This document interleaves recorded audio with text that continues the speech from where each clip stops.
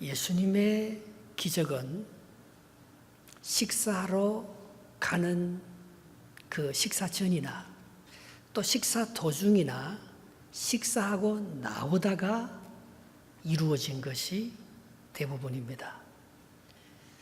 예수님의 기적과 밥 먹는 것, 음식과 굉장히 밀접한 관계가 있다는 것입니다. 최초의 기적이 어디서 일어났습니까?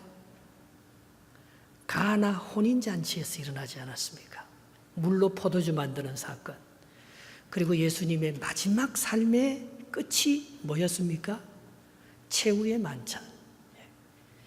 처음과 끝도 그랬고, 베드로를 부를 때도 고기 잡을 때 불렀고, 베드로가 도망가서 베드로를 다시 부를 때도 고기 153마리 잡아서 예수님께서 뭘 준비해 놓으셨죠? 떡과 숯불을 준비해서 식사 준비해 놓고 베드로를 초청하면서 네가 나를 사랑하느냐? 그렇게 물으시는 것을 보면 예수님의 사역의 전부, 기적의 전부는 오늘 성경에 나오는 모든 기적들은 식사하고 굉장히 밀접한 관계가 있다는 거예요. 밥 먹기 전이나 밥 먹는 중이나 밥 먹는 직후에 모든 사역들을 해나가시는 것을 볼 수가 있어요. 이걸 우리가 배워야 하지 않겠습니까? 오늘 사도행전의 핵심은 말입니다. 오늘 본문입니다. 사도행전 9장 지난주에 했던 거하고 이번에 하는 사도행전 10장 이것이 오늘 사도행전의 핵심 사역입니다. 이건 뭔가 하면 지금까지는 2000년 동안 하나님께서 뼛속까지 유대인이라는 아브라함의 후손 할례받은 백성들을 통해서 역사했는데요. 오늘부터 하나님께서 터닝 포인트의 역사를 만들어 갑니다. 그게 뭡니까? 이방인에게 구원이 있다는 거예요. 유대인에게 있어서 이방인은 개와 돼지와 같은 짐승과 같은 사람들입니다. 상종하지 않습니다. 그들은 사람이 아니라고 생각했어요. 자기만 하나님의 형상대로 지어진 사람이고 이 이방인들은 하나님의 사람이 아니라고 그렇게 생각했습니다. 그래서 지난주 사도 바울이 얼마나 율법에 철저하고 구약적인 사람입니까? 많이 배웠지만 똑똑하지만 그러나 그를 불러서 다메섹 도상에서 내가 너를 이방인의 사도로 세운다 그렇게 말하면서 하는 말이 있습니다. 3일 동안 못 먹었잖아요. 햇빛이 쬐여서. 그런 눈도 보지 못했습니다. 그래서 일어나서 아나니아 선지자가 사울을 위해서 기도해 주니까 그가 눈에 비늘이 벗겨지면서 보게 되었어요. 그러면서 그 자리에서 세례를 받고 이방인의 사도로 사명을 줍니다. 그때 하는 일이 뭐예요? 사도행전 9장 19절에 이렇게 기록하고 있습니다. 같이 한번 읽어볼까요? 음식을 먹으며 강건하여 지니라. 이걸 굳이 기록할 필요가 사실 없어요. 아니 눈이 뜨고 세례를 받고 귀한 사역으로 보내면 끝나잖아요. 사도행전 9장과 10장에 이어질 때 그냥 사울이 바울로 변하여서 위대한 역사를 만들었다 그렇게 말하면 끝나는 거예요. 그런데 왜 9장 19절 9장 마지막 절에 음식을 먹음에 강건하여졌더라 이걸 연관시키는 거예요. 오늘 본문 고넬료는 이방인 중에 최초로 예수 믿은 사람입니다. 이방인 선교의 포문을 연 사람이 고넬료라는 사람입니다. 오늘 고넬료가 예수를 믿고 구원받고 변화받는 데 있어서도 굉장히 중요한 사건이 베드로가 시장하여 음식을 먹으려고 하는데 갑자기 이상한 환상이 나타나셔서 자기가 평소에 안 먹던 음식을 하나님께서 먹으라 하는 그걸 통해서 베드로가 이방인에 대한 문을 열고 그들에게 이방인 선교의 첫 번째 사도로서 가는 것을 볼 수가 있다는 것입니다.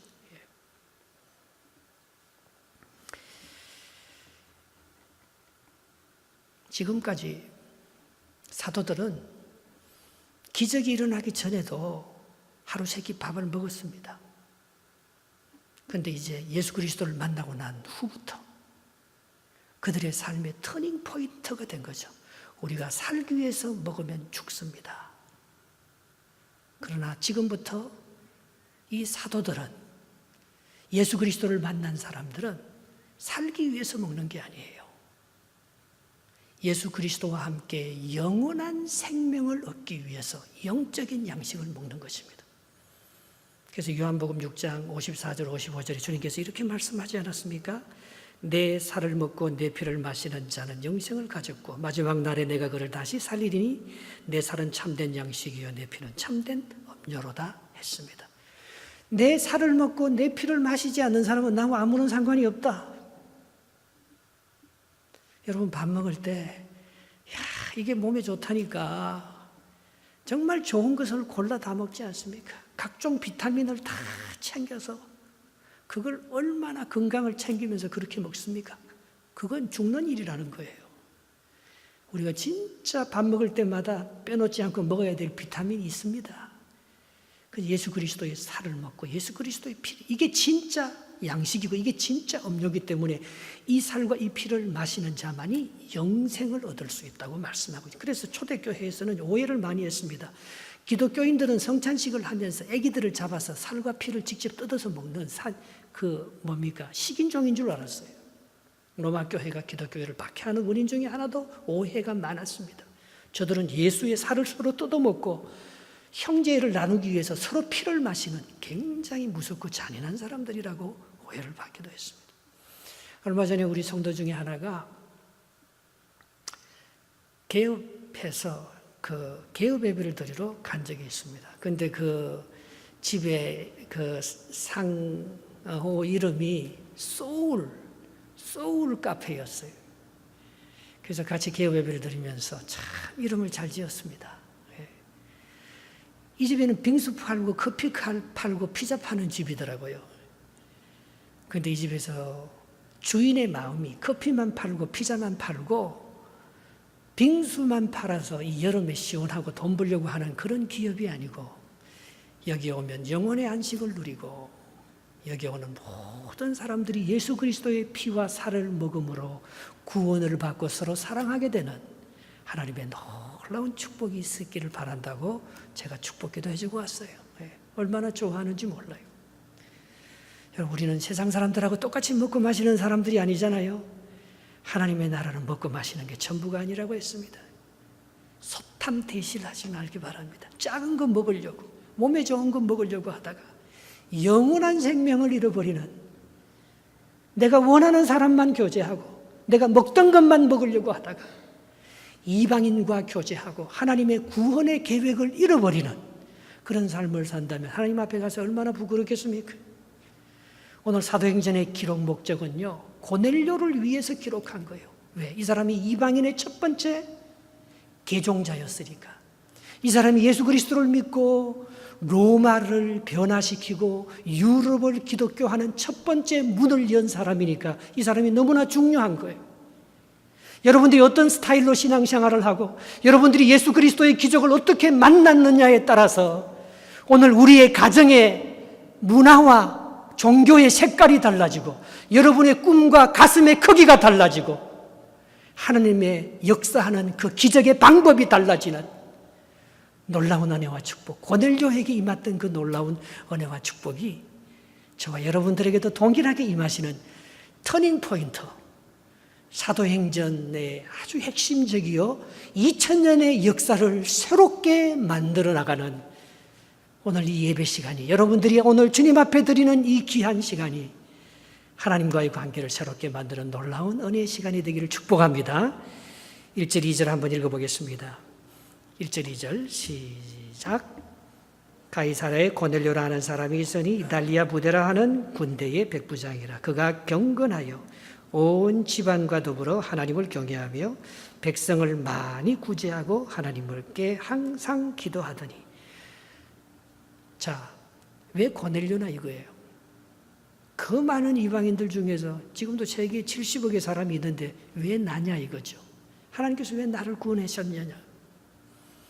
왜 오늘 이스라엘 백성이 로마의 식민지로 로마 군인들, 이탈리아 군인들이 와서 유대를 다스립니다. 그 이탈리아 군인의 본영이 가이사랴에 있습니다.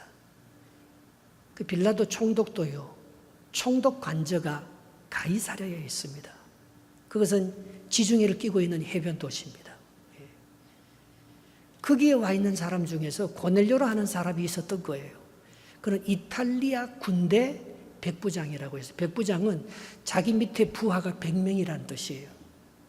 우리로 말하면 소대장을 넘어서 한 중대장 정도 되는 기업입니다. 그때 한 600명 정도의 로마 군인들이 가이사랴에 주둔하고 있어요. 6명의 백부장 중에 한 사람 정도 되는 사람이 고넬료라는 사람이죠. 그런데 이 사람이 지배자 아닙니까? 우리가 일본의 지배를 받았을 때 일본 순사하고 똑같은 거잖아요. 일본 순사가 오면 애들이 울다가도 그친다고 합니다. 워낙 독종이고 그 교만함과 그 자기의 권세를 가지고 이 식민지 백성들을 지배하는 법적이고 군사적이고 강압적인 사람이잖아요. 그런데 이 사람이 어떻게 해서 하나님을 믿고 경외하는 사람이 된 줄 모르겠어요. 그의 신앙의 특징을 보면 경건하여 온 집안과 더불어 하나님을 경외하며, 자기 혼자 예수 믿는 게 아니에요. 모든 사람들과 더불어서 함께 하나님을 경외하는 그런 가정이었다는 거예요. 그리고 베드로를 부르기 위해서 베드로를 보낼 때 누구를 보냅니까? 7절을 한번 보겠습니다. 본문 7절 시작. 마침 말하던 천사가 떠나매 고넬료가 집안 하인 둘과 부하 가운데 경건한 사람 하나를 불러. 자기 집에 있는 하인들과 자기 부하 가운데서도 하나님을 경외하는 사람이 있었다는 거예요. 여러분, 나만 예수 믿고 나만 구원받으면 얼마나 마음이 아픕니까? 온 집안이 하나가 되어서 구원을 받고 내 밑에 있던 모든 부하들과 하인들까지도. 고넬료가 그렇게 경건하고 신실한 사람이었다는 거예요. 그의 모습 속에서 위협적이고 강압적이고 군인의 그런 아주 강인한 모습은 별로 보이지 않습니다. 어떻게 보면 로마에 대한 애국심도 없고 온유하고 약한 사람 같습니다. 그러나 그가 잘하는 게 두 가지가 있어요. 정말 잘하는 게 두 가지가 있습니다. 뭡니까? 백성들을 많이 구제하고 하나님께 항상 기도하더니. 한 번, 두 번 구제한 거 아니에요. 우리 교회에서 구제헌금 낸다 하면 한 번 구제하고 선교헌금 내라면 선교헌금 한 번 내고 그런 사람이 아니에요. 항상 일정하게 구제하는 거예요. 그리고 항상 일정하게 하나님 앞에 기도하는, 항상 기도하는 경건한 사람인 것을 볼 수가 있습니다. 이게 하나님께서 고넬료를 택한 이유라는 것입니다. 여러분, 우리의 응답은 기도에서부터 시작됩니다. 하나님을 사랑하는, 하나님을 예배하는 경건에서 시작됩니다. 여기서 끝나지 아니하고 우리의 하나님을 만나는 신앙생활의 마지막은 뭡니까? 구제입니다. 베푸는 것입니다. 알지 못한 사람에게. 오히려 이 유대 백성들은 자기들의 적이고 정말 천민들 아닙니까? 힘이 없어서 로마에 압제당하는, 일본 사람이 볼 때 우리는 식민지 백성 아닙니까?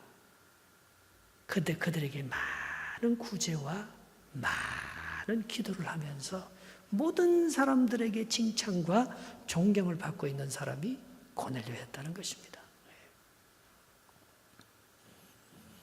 그런데 오늘 본문이 계속해서 보면요, 그가 일정하게 기도하는 시간이 있었습니다. 새벽에 이런 환상을 본 게 아니고요, 천사의 음성을 들은 게 아니고 자기 전에 기도하다가 그런 게 한 게 아니에요. 오늘 3절 4절 한번 읽어보겠습니다. 시작. 하루는 제9시쯤 되어 환상 중에 밝히 보매 하나님의 사자가 들어와 이르되 고넬료야 하니, 고넬료가 주목하여 보고 두려워 이르되 주여 무슨 일이니까? 천사가 이르되 내 기도와 구제가 하나님 앞에 상달되어 기억하신 바가 되었느니라. 여기 기억하신 바가 되었다는 말이 하나님께서 은혜를 베풀어 주셨다는 거예요. 노아가 노아 방주에 들어가서 비가 40일 동안 계속 오고 꼼짝도 못하고 150일이 지났을 때 하나님께서 노아와 그 가족과 그 방주 속에 들어가 있는 짐승들을 기억하며 비를 멈추시고 하나님께서 그들을 구해내는 은혜의 역사가 있었다는 것입니다. 오늘 이 고넬료의 구제와 기도가 하나님 앞에 상달되어서 하나님께서 알겠다. 이제 네가 그만하면 됐다. 그렇게 말할 정도로 기억하실 바가 되었다는 거예요. 여러분, 우리가 기도하다가요, 은혜를 받는다는 것은 누구를 기억하잖아요. 근데 그게 그냥 지나칠 수가 없어요. 팍 가슴에 꽂혀서 말입니다. 그 사람을 위해서 계속 기도하게 돼요. 그래서 기도에 끝마칠 수가 없어요. 그 사람이 아마 이게 필요할 거야. 그 사람에게 이런 도움이 아마 필요할 거야. 하면서 이 고넬료는 찾아가서 그 사람을 구제해 주는 것 아니겠어요?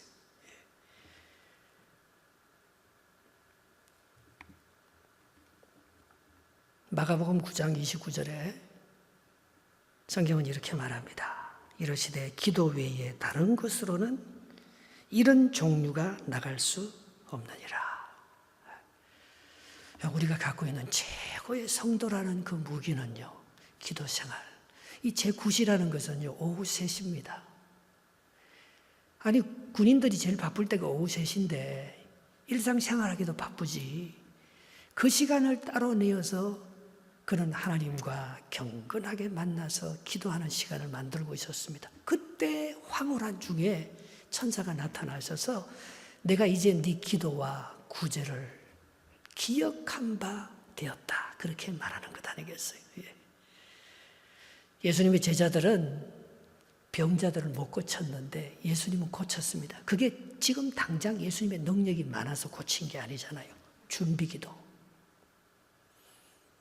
하나님은 준비한 것만큼만 써주시는 줄 믿습니다. 갑자기 와서 기도하는 게 아니에요. 준비된 기도를 받으시는 거예요.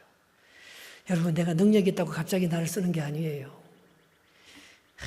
또 그 상황을 준비하고 또 준비하고 열심히 노력하고 공부해서 어떤 상황이 와도 그걸 맞을 수 있는 그런 능력이 있을 때 하나님께서 그때 우리를 쓰시고 축복하고 응답해 주시는 거죠. 준비되지 않는 것은 하나님께서 받지 않습니다. 그래서 이 고넬료가 그 많은 사람들 중에서 특별하게 택함을 받은 것은 한마디로 말하면 하나님 보시기에 합한 자가 되었다는 거죠. 하나님 보시기에 기뻐하는 자가 되었다는 거죠. 신실하게 많은 구제를 계속할 수 있고 그러면서도 온유하고 겸손하게 계속해서 하나님과 교제하면서 항상 기도하는 경건한 사람이었기 때문에 하나님께서 고넬료를 택하셔서 그런 놀라운 역사를 만들어 나갔다고 성경은 말씀하고 있는 것입니다. 그럼 하나님께서 누구를 기억하느냐? 어떤 사람에게 성령의 바람이 불고 어떤 사람에게 치료의 광선을 바라고 있느냐? 일제시대 때 예수를 잘 믿었던 부부가 있었습니다. 그런데 그 부부가 그 가정에 큰 위기가 닥쳤어요. 그래서 둘이 여러 의논을 하다가 우리가 인간적인 방법을 쓰지 말고 정말 하나님이 살아계신다면 하나님 앞에 기도해보자. 그렇게 작정을 하고 둘이 산기도에 들어가기 시작했어요.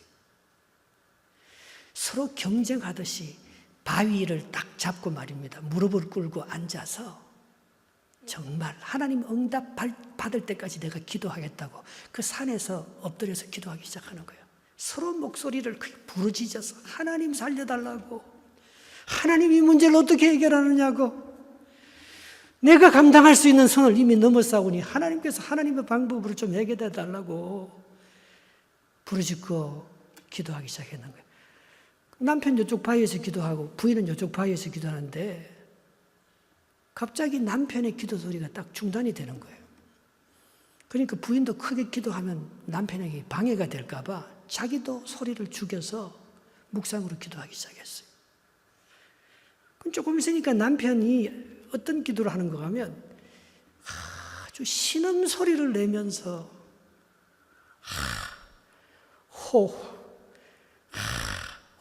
이렇게 기도하는 거예요. 그런데 그게 금방 끝을 놔두면 계속해서 그렇게 기도하는 거예요. 그래서 부인이 놀래갖고 남편이 어디 아프나 싶어서 남편을 바라봤어요. 그게 남편이 눈을 뜨고 말입니다. 앞에를 그렇게 주시하면서 호 이렇게 연발을 하면서 기도하는 거예요. 남편이 주시하는 그 시선을 따라서 가보니까 앞에 호랑이 한 마리가 나타난 거예요. 예. 이 둘이 기도하는 얘들의 틈을 보고 잡아먹으려고. 예. 그 남편이 너무 급해서 하나님, 호랑이 그 말을 다 못하고 줄여서 그냥 너무 급하고 힘드니까 하호 이것만 연결하는 거야. 하나님 호랑이를 하호 이것만 말하는 거예요. 근데 부인이요, 이거 어쩔 줄을 모르겠는 거예요. 자기가 조금만 움직임 있다가는 그 호랑이가 자기들을 공격할 것만 같아서 남편하고 이중창으로 똑같이 소리를 맞추어서 하호 이렇게 호랑이를 뚫어지게 바라보면서 그렇게 기도하기 시작했다는 거예요. 예. 기회를 노리던 그 호랑이가 그 두 분의 그 눈빛과 그 우렁창 이중창이 너무나 강렬해서 그 호랑이가 꼬리를 내리고 도망갔다는 것 아닙니까? 예. 하나님께서 말입니다. 하나님, 호랑이가 나타났어요. 살려주세요. 그 말을 다 못해도 신음으로 너무 급하고 너무 당황해서 신음소리로 하호 이 한마디만 해도 말입니다. 하나님께서 우리의 형편을 다 아시고 응답해 주는 거 아니겠어요? 예. 여러분, 부모가 되면요, 어린아이가 딱 울면 저건 배가 고파서 우는 소리다. 야, 저건 어디가 불편해서 우는서 기저귀를 갈아줘야 되겠다. 그거 다 알잖아요. 하나님께서 우리가 주님 앞에 나와서 기도하려고 마음만 먹어도 말입니다. 하나님은 우리의 작은 신음에도 응답하시고 우리의 형편을 다 알고 역사해 주실 줄 믿습니다. 찬송 같이 하나 할까요? 하나님 사랑의 눈으로 너를 어느 때나 바라보시고 하나님 인자한 귀로서 언제나 너에게 기울이시니 어두움에 밝은 빛을 비춰주시고 너의 작은 신음에도 응답하시니 너는 어느 곳에 있든지 주를 향하고 주만 바라볼지라.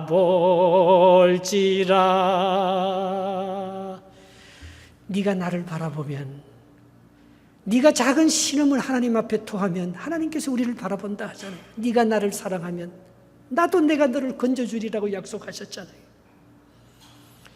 오늘 고넬료가 자기의 힘을 가지고 로마의 권세와 칼과 법을 가지고 휘두르는 것보다도 정말 불쌍한 유대 백성들을 향해서 구제를 하고 긍휼을 베풀고 사랑해 주는 것이 하나님의 놀라운 역사를 일으켰다는 것입니다. 전도서 11장 1절에 이렇게 말합니다. 너는 내 떡을 물 위에 던져라. 여러 날 후에 도로 찾으리라. 이게 구제를 가르치는 거예요. 여러분, 하나님께서 이스라엘 백성들을 섭리하고 인도하는 방법은요, 참 긍휼과 은혜가 많습니다. 하나님께서 우리를요 불쌍히 여기시고 우리를 구제해 주지 않았으면 우리는 살아갈 수가 없습니다. 그래서 하나님의 법은요, 너희가 추수를 해도 다 추수하지 말고 모퉁이는 남겨놓으라 했잖아요. 지나가는 나그네와 과부들이 그거 먹고 살아갈 수 있도록. 여러분, 내가 남아서 구제하면 구제 못합니다. 항상 모자라지요. 내가 남아서 하나님께 먼저 바치고 하나님께 11조 생활하고 그거 못합니다. 내가 쓰는 것만 해도 언제나 부족하지요. 그러나 하나님은 우리의 중심을 보시고 우리의 신음소리를 들으시는 거 아니겠어요? 예. 정말 내가 식물을요 내가 뭐 좋은 곳에 주는 게 아니에요. 강물에 던지라는 거예요. 그러면 강물 타고 흘러오는 식물을 보고 누구 거지인가 그거 보고 받아먹고 산다는 거예요. 누군가가 산다. 못 살면 까마귀라도 먹고 살겠지요. 그게 구제하라는 거예요. 여러분, 내가 이게 정말 구제하고 남을 위해서 베풀고 섬기는 것이 손해보는 것 같지만 하나님을 위해서 그렇게 구제하는 이것이 이웃을 살리고 내 영성을 살리는 살아있는 생명이 되는 거예요. 조금 선교하다가 내가 조금 가난해지면 선교금도 안 하고, 내가 조금 하나님을 위해서 뭐 좀 헌신하고 봉사하다가 내 마음에 털리면 봉사하지도 안 하고, 그런 게 아니고 말입니다. 항상 많이. 저는요, 은퇴하고 나서 하고 싶은 게 있습니다. 모든 위대한 사람들이 은퇴하고 나서 하는 작업이 있대요. 뭡니까? 자선사업. 빌 게이츠나 워렌 버핏이 말입니다. 그렇게 돈이 많은데 은퇴하고 나서 더 부자더라고요. 참 이상하지요. 빌 게이츠 자기 엄마가요, 유나이티드 웨이라는 미국에서 최초로 생긴 자선단체입니다. 거기 이사를 하면서 밥 먹을 때마다 그 빌 게이츠한테 그렇게 얘기했대. 너도 나처럼 살아줬으면 좋겠다. 네. 많은 사람들을 위해서 베풀고, 특별히 내가 하는 이 유나이티드 웨이를 네가 잘 이어받았으면 좋겠다. 그래서 그 어머니의 말씀이 늘 생각이 나서 말입니다. 그는 은퇴하고 나서 자선사업을 하는데 그렇게 많이 퍼주고 수백억씩 퍼주는데도 어디서 그렇게 돈이 들어오는지, 은퇴하기 전보다도 더 부유하게 살아가는 모습을 참 많이 봅니다. 참 이상하지요.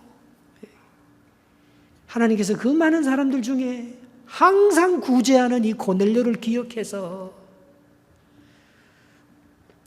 최초의 이방인 구원자로 하나님께서 그를 선택하고 그를 기억한다는 거죠. 고넬료의 기도와 고넬료의 구제하는 그의 삶을 내가 기억하고 있다는 것을 말씀하고 있는 것입니다. 여러분, 이 세상의 가장 위대한 축복은 만남입니다. 오늘 고넬료가 베드로를 만나게 되는 거예요. 베드로가 고넬료 때문에 로마 선교의 문이 열립니다. 피터라는 영화에 보면 어떻게 베드로가 로마에 가서 로마 선교를 하다가 십자가에 거꾸로 못 박혀서 죽을 수가 있겠습니까? 어떻게 사도 바울이 로마에 가서 감옥에 갇혔으면서도 그렇게 복음을 많이 전할 수 있었습니까? 그거 다 고넬료가 다 도와줬다는 거예요. 뒤에서 안전을 지켜주고 감옥에 모든 것을 넣어주고, 평소에도 그렇게 하나님께서 고넬료의 성품과 그의 사역을 기억하시고 특별히 오늘 고넬료와 베드로가 만날 수 있도록 연결시켜 줬다는 것입니다. 우리 인생에요, 그런 좋은 믿음의 동력자를 만나는 것은 가장 큰 축복입니다. 그게 그 다음 줄 2절에 나와 있지 않습니까? 5절 6절 한번 읽어보겠습니다. 본문 5절 6절 시작. 내가 지금 사람들을 욥바로 보내어 베드로라 하는 시몬을 청하라. 그가 무두장이 시몬의 집에 유숙하니 그 집은 해변에 있다 하니. 지금 베드로가 욥바에 와 있습니다. 욥바는요, 굉장히 특별한 의미가 있는 도시입니다. 구약의 요나가 욥바에서 하나님의 음성을 듣습니다. 똑같이 어떤 음성을 듣습니까? 너희를 공격하고 너희 나라를 빼앗고 침략했던 니느웨로 가서 복음을 전하라고, 하나님께서 너희들을 사랑하고 너희들이 회개하여 구원받기를 원한다고 전하라고 했습니다. 너무 싫은 거예요. 그래서 그 욥바에서 니느웨로 가지 않고 다시스로 도망가는 배를 타고 하나님을 거역하고 살았던 바로 그 자리에 이제 베드로가 와 있는 거예요. 그 베드로가 왜 와 있느냐? 옛날 성경에 보면 이게 피장의 집이라고 되죠. 지금 무두장이, 이건요 동물의 피역, 동물의 껍질, 죽여서 동물의 껍질을 벗겨서 구두를 만드는 사람들, 이게 그 당시 가장 천민이죠. 우리로 말하면 거의 백정과 가까운 거예요. 동물을 잡아 죽이는.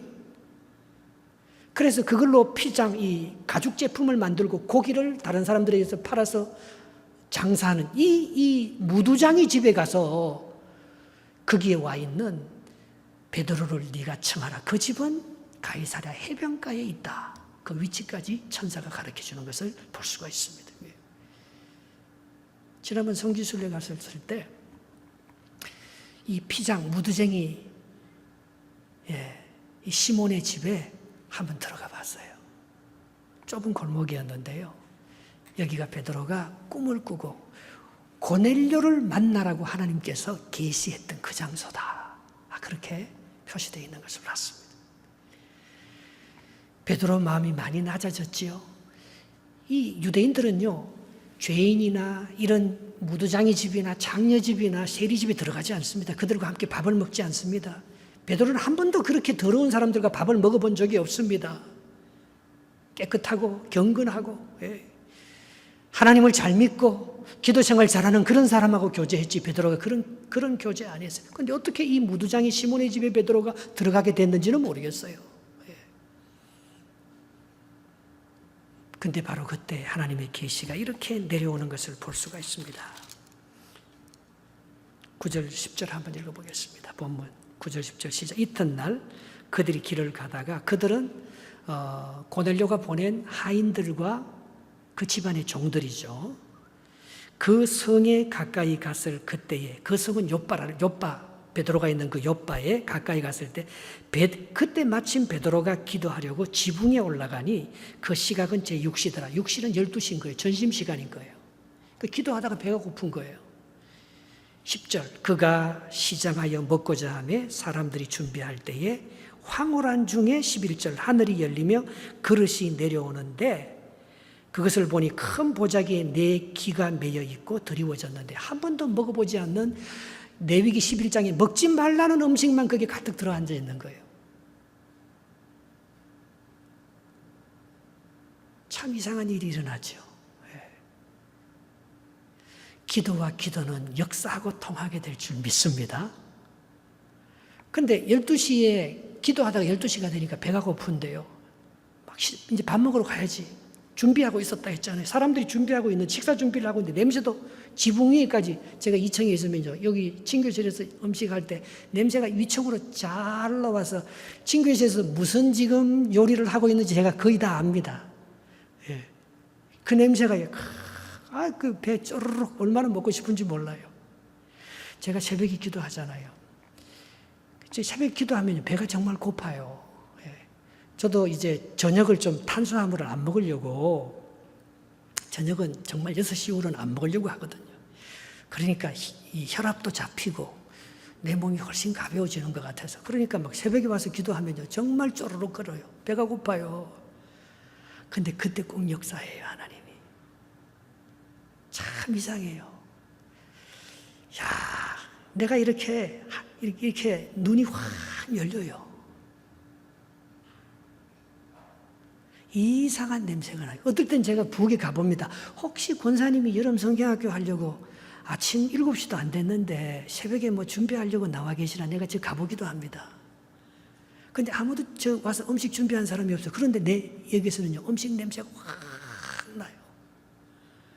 주로 내가 은혜 받을 때 나는 음식은 어릴 때 내가 이 솥 가마에서 이렇게 끓여주는 그 구수한 숙력 냄새. 그러면서요 내 앞에요 바다가 쫙 열려요. 제가 기도 응답 받나 그러면요, 야 이거 하나님께서 이번에 역사하시겠구나, 이 하나님의 응답이 여기 있구나. 그때부터는 걱정하지 않습니다. 누가 뭐래도.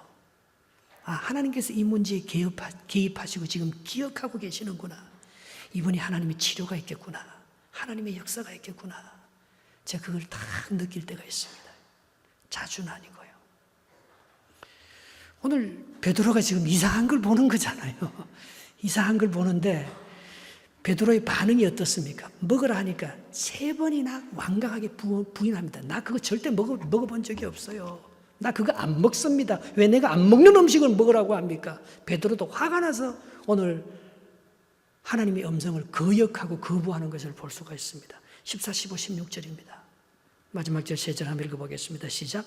베드로가 이르되 주여 그럴 수 없나이다. 속되고 깨끗하지 아니하는 것을 내가 결코 먹지 아니하였나이다 한데, 또 2번째 소리가 있어되 하나님께서 깨끗하게 하신 것을 내가 속되다 하지 말라 하더라. 이런 일이 3번 있은 후에 그 그릇이 곧 하늘로 올라가더라. 여러분, 먹는 게 변하면요, 사람이 변하는 거예요. 그 사람이 진짜 변한 건 먹는 게 바뀌는 거예요. 먹는 게. 전에 먹는 걸 안 먹어요. 전에 내가 익히 좋아해서 먹던 음식을 안 먹습니다. 하나님이 먹으라는 음식을 먹습니다. 그게 얼마나 힘든데요. 내게 인이 딱 박혀서요. 이번에 골프 대회 갔잖아요. 근데 식사가 너무 잘 나오더라고요. 왜? 김치하고 밥이 나오니까. 나이가라 골프, 그 한국 사람이 하는 골프장이에요. 스테이크를 주는데 그냥 느끼한 빵하고 막 버터하고 뭐 이런 것만 주는 게 아니고, 이 사람이 한국 사람이기 때문에 김치, 밥, 그 사람들이 너무 해피하는 거예요. 해피. 우리는 그 음식을 먹고 자랐기 때문에 시큰 외국에 가서 골프 쳤는데 그 느끼한 음식, 버터, 치즈 많이 있는 음식을 우리가 먹어봐도 우리 별로 해소가 안 되잖아요. 그게 내가 늘 먹던 음식인 거예요. 윌리엄 존 맥켄지가 왜 열병이 걸려서 죽었는데요. 된장 먹고 고기 못 먹고 김치 먹고 치즈 못 먹어서 죽은 거예요, 결국. 우리가 늘 먹던 음식을 못 먹으면 우리가 일주일만 먹으라 해도 그거 싫어합니다. 한국 사람이 2000년 동안 내려오던 음식이 있어요. 그거 한국 사람인지 아닌지는 보면 딱 압니다. 조금만 지내면. 우리 한국 사람이 먹는 음식은 딱 정해져 있어요. 우리는 그걸 먹고 살았어요. 그게 우리 한국 사람이고 그게 우리 문화예요. 근데 이번에 여름 성경학교를 하지 않았습니까? 권사님 4분이서 우리 교회 장금이들이 많아요. 장금이 권사님들이 첫째 날은 스파게티를 하고요. 둘째 날은 돈가스를 하고요. 셋째 날은 짜장면을 하고요. 넷째 날은 삼겹살을 하더라고요. 근데 첫째 날 제가 스파게티를, 난 스파게티 별로 안 좋아해요. 난 스파게티가 잘 소화 안 돼. 그 밀가루 음식이 그거 먹으면. 근데 누가 제일 좋아하는지 아세요? 목사님, 저 스파게티 3그릇 먹었어요 하는 사람이 있었어요. 누구겠어요? 한 맞춰봐요. 누구겠어요? 예. 다니엘 킴 목사님. 그가 2세거든요. 2세. 2세는 우리하고 먹는 게 달라요. 첫째 애는 엄마 아빠하고 먹는 게 비슷해도요. 벌써 둘째 2세에는요. 나하고 먹는 게 달라요. 먹는 게 다르면 문화가 다르고 신앙이 다르고 은혜 받는 통로가 다른 거예요. 요즘 1시 반에 우리 청년부 예배에게서 드리잖아요. 다니엘이요. 9시부터 와서 보통 우리 목회자 같으면 설교 준비 열심히 할 거 아닙니까? 다니엘 목사님은 9시부터 와서 뭐 하는 게 라자냐 구워요. 라자냐 구우면서 1시 반 청년부 예배 마치면 걔들에게 그거 먹이라. 애들이 라자냐를 얼마나 좋아하는지 몰라요. 난 라자냐 갖다 놔도 먹으러 가고 싶은 마음 없어요. 난 라자냐 안 먹어요. 그러나 이 세대는 그 라자냐가 좋다고 먹는 거예요. 맛있다고. 나하고 문화가 다른 거예요. 나하고 은혜 받는 통도가 다른 거예요. 먹는 게. 근데 오늘 베드로가 나 이거 안 먹는 거라는 거예요. 이거 나 지금까지 먹어본 적이 없는데 2000년 동안 이스라엘 백성들은 이걸 먹지 않고 살았어요. 이스라엘 가보니까요. 아침에는 우유 제품만 먹어야 돼요. 이스라엘이 먹으라 먹지 말라고 규정해 놓은 세부 사항이 얼마나 복잡한지 몰라요. 저녁에 고기 먹을 수 있어요. 다 정해져 있어요. 안식일법도 얼마나 철저합니까? 내가 그걸 지금 하나님을 경외하면서 그걸 철저하게 지켰는데 내가 이렇게 부정한 음식을 근데 하나님께서 뭐라고 말합니까? 그거 이제 먹으라는 거예요. 그 말이 뭐예요? 이제 이방인하고 같이 교제해라는 거예요. 여러분, 일주일에 3번은요, 우리 빵 하잖아요. 빵 할 때는 여러분 친한 사람하고 먹으세요. 그럼 일주일에 한 달에 한 번은 밥 하잖아요. 밥 할 때는 나하고 한 번도 교제해보지 못한, 혹시 외로워서 혼자 밥 먹는 사람이 있으면 그 사람 좀 찾아가서 같이 좀 먹어주세요. 그게 절대 쉽지 않습니다.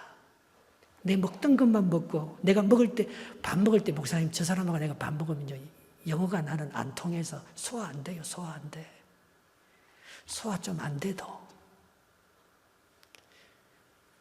한 번도 사실 밥을 같이 먹어야지 교제가 되잖아요.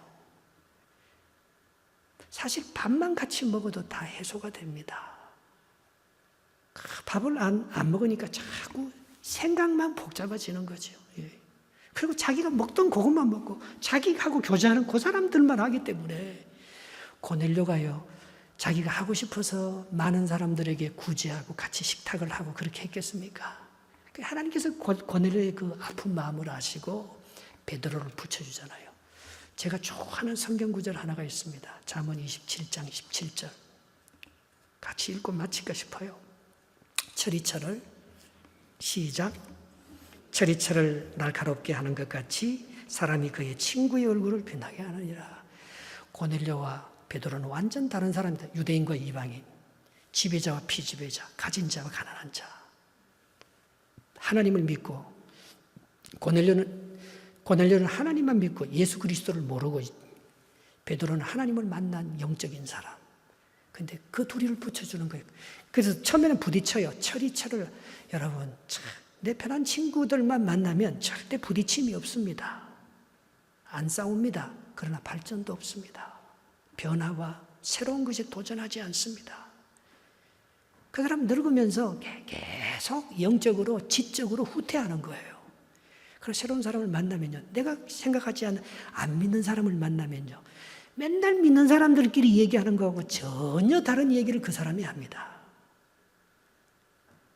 나의 경험과 전혀 다른. 유대인이 로마인을 만났다고 생각해 보십시오. 베드로가 고넬료 집에 가서 할 말이 뭐가 있겠습니까? 그게 가라고 해도 안 갈 거예요. 내가 그거 안 먹는 음식이라니까요. 난 그 사람하고 교제 안 한다니까요. 그래도 하나님은 네가 거기 가서 그 사람 먹는 음식 먹으면서 그 사람하고 교제하라고 말합니다.